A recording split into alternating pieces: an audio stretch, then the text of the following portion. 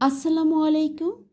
এনার কিচেনে আপনাদেরকে আবারও স্বাগত জানাচ্ছি আরেকটা দুর্দান্ত স্বাদের রেসিপি দেখার জন্য।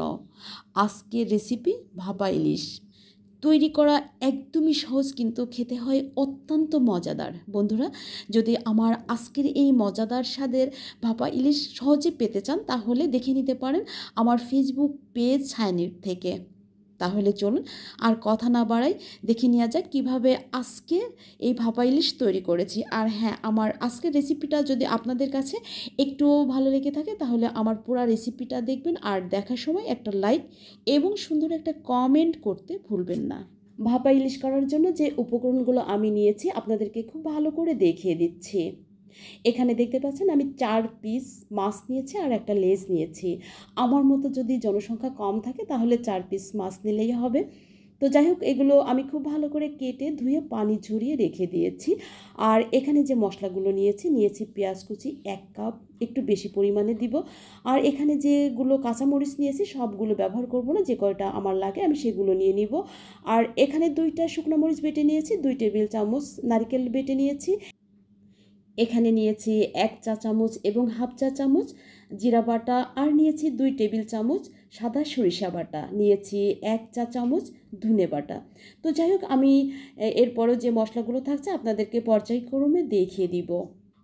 এখন আমি এই মাছগুলো সম্পূর্ণ মশলা দিয়ে সুন্দরভাবে ম্যারিনেট করে নিব। তো দেখতে পাচ্ছেন আমি এখানে সয়াবিন তেল দিয়ে দিচ্ছি, আর এই তেলের পরিমাণ কিন্তু একটু কম দিচ্ছি, কারণ হচ্ছে আমি সরিষার তেল ব্যবহার করব।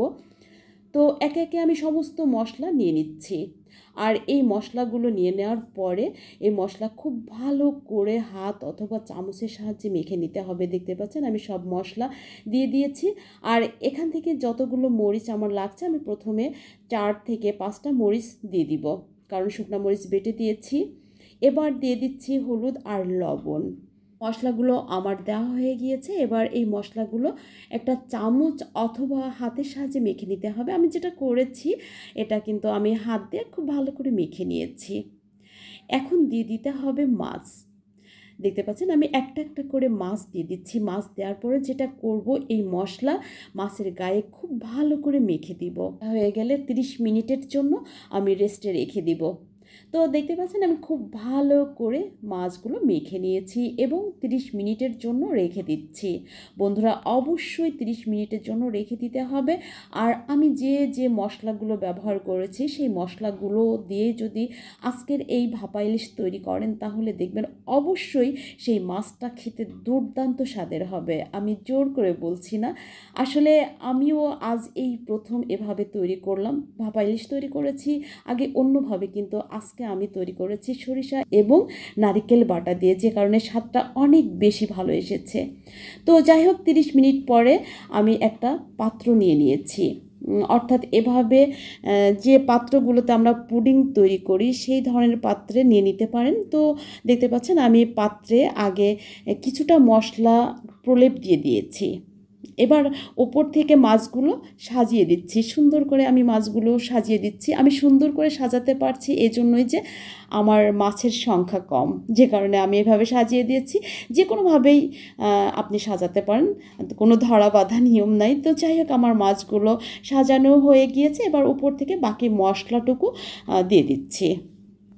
দিয়ে দেওয়া হয়ে গেলে উপর থেকে আরও কিছু কাঁচামরিচ এভাবে আমি ফালি করে এবং আস্ত মরিচ দিয়ে দিয়েছি। দেখতে পাচ্ছেন মাশাআল্লাহ অনেক সুন্দর দেখাচ্ছে। আসলে এটা দেখতে সুন্দর দেখায় না, খেতেও অনেক বেশি টেস্টি হয়। আর আমি কিভাবে ভাপ দিয়েছি আপনাদেরকে দেখিয়ে দিচ্ছি। এই যে দেখুন, আমি মাটির চুলায় আজকে এটা তৈরি করব। আর মাটির চুলায় এটা তৈরি করতে গিয়ে আমার কি হয়েছে আপনাদের সাথে একটু শেয়ার করি। যেটা হয়েছে সেটা হচ্ছে, দেখতে পাচ্ছেন মাছের সংখ্যা কম, যে কারণে পানির উপর দেওয়ার পরে বাটিটা কিন্তু একটু ভেসে ছিল। আর ভেসে থাকার পরে যখন পানিতে বলক চলে এসেছিল, তখন কিন্তু এটা বাঁকা হয়ে পড়ে যাচ্ছিল। আর তখন আমি এটা কি করেছিলাম, এই ঢাকনি দিয়ে চেপে রেখে দিয়েছিলাম ততক্ষণ পর্যন্ত যতক্ষণ পর্যন্ত এই চুলার জালটা একটু মানে নিভে না গিয়েছিল।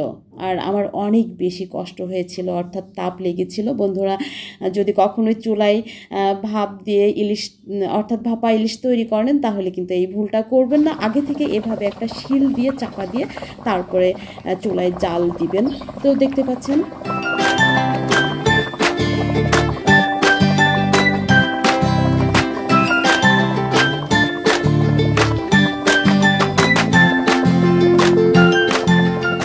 আর হ্যাঁ বন্ধুরা, আমি কত মিনিট ধরে এই ভাপা ইলিশ তৈরি করেছি সেটা বলে দিচ্ছি। প্রায় 1 ঘন্টা ধরে এটা আমি ভাপে দিয়ে রেখেছিলাম। এখন আমি চলে যাচ্ছি ছাদে। দেখতে পাচ্ছেন আমার মাছটা কিন্তু রেডি হয়ে গিয়েছে, আর আমার চুলাটা তো ছাদে, যে কারণে আমি ছাদে চলে যাচ্ছি মাছটা নিয়ে আসার জন্য। আপনাদের সাথে একটু শেয়ার করছি।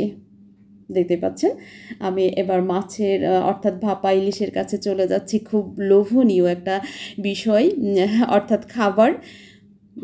এবার আমি আপনাদেরকে ঢাকনিটা তুলে দেখাচ্ছি। দেখুন মাশাআল্লাহ, খুব লোভনীয় দেখাচ্ছে। শুধু তাই না, আমিও ভাবছিলাম না জানি কেমন হবে, কিন্তু খাওয়ার পরে যেটা দেখেছি সবাই অনেক বেশি ভালো বলেছে।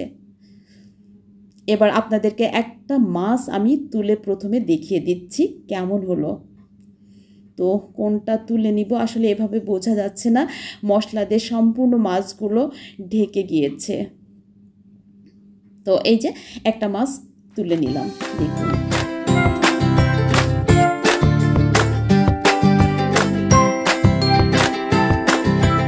তো যাই হোক বন্ধুরা, আজকের আমার এই ভাপা ইলিশ কেমন লাগলো অবশ্যই কমেন্ট করে জানাবেন। আর যদি খুব বেশি ভালো লেগে থাকে অবশ্যই বাসায় একদিন হলেও ট্রাই করবেন, দেখবেন অনেক বেশি ভালো লাগবে আপনার কাছে এবং আপনার প্রিয়জনদের কাছে। আবারও আপনাদের সাথে কথা হবে নেক্সট কোনো রেসিপি নিয়ে। সে পর্যন্ত সবাই অনেক বেশি ভালো থাকবেন। অনেক অনেক দোয়া এবং ভালোবাসা রইল। আপনার জন্য একটু দোয়া করবেন।